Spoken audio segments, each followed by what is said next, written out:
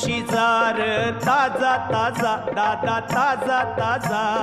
चिकना चिकना म्हावरा माझा घेऊन शिजार ताजा ताजा दादा ताजा ताजा चिकना चिकना म्हावरा माझा घेऊन शिजार ताजा ताजा दादा ताजा ताजा चिकना चिकना म्हावरा माझा